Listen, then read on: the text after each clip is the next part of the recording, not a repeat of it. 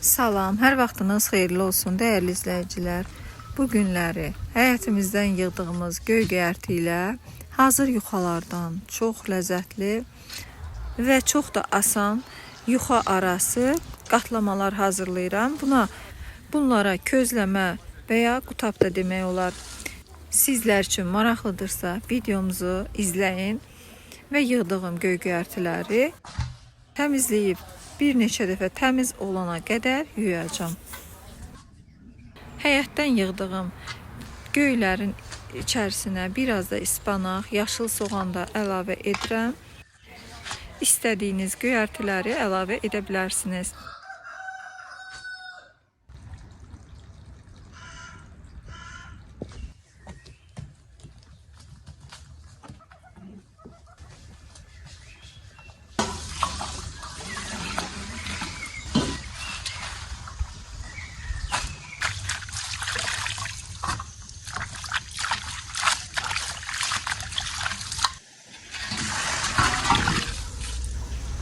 Təmiz yuduğum göyləri süfrənin arasına büküb bir yarım saat belə saxlayacağım suyu çəkilənə qədər. İndi isə evdə özüm bağladığım pendiri açıb biraz pendir də əlavə edəcəm göylərin içərisinə.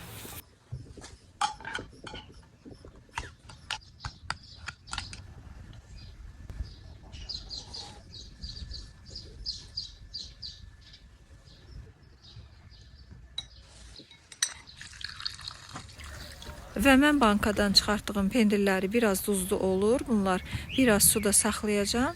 Daha sonra xırda-xırda rəndələyib doğradığım göylərin içərisinə qatacağım.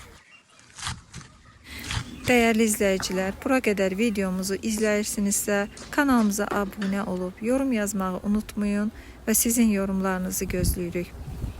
Gördüyünüz kimi hamısını bir-birinə yaxşı-yaxşı qarışdırıram. Çox da göyərtiləri əlimdə əzmədim və sadəcə istiot əlavə etdim. İçərisinə duz vurmadım. İndi isə sos hazırlayıram. Yarım stəkan duru yağ və 1 stəkan suyu əlavə etdim, qarışdırdım. Hazır yuxalarımdan istifadə edirəm. Yuxaların üzərinə hazırladığım sosu vurub, göyərtini qoyub, üzərinə isə biraz duz səpib bükürəm. Bu qədər. Yuxaları bu formada qatlayıram. Qatladıqca isə kənarlarına yağ ilə su qarışımından çəkirəm.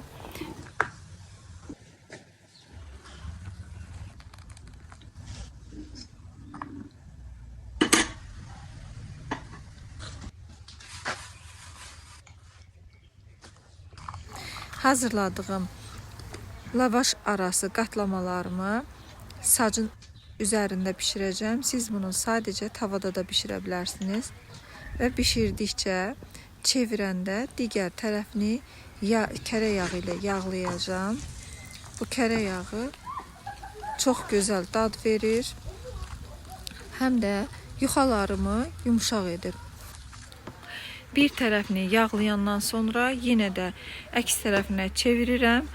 Digər tərəfini də yağlayıram. Daha sonra götürüb bir kənarda bir-birinin üzərinə yığıram ki, yumuşaq qalsın qutablarımız.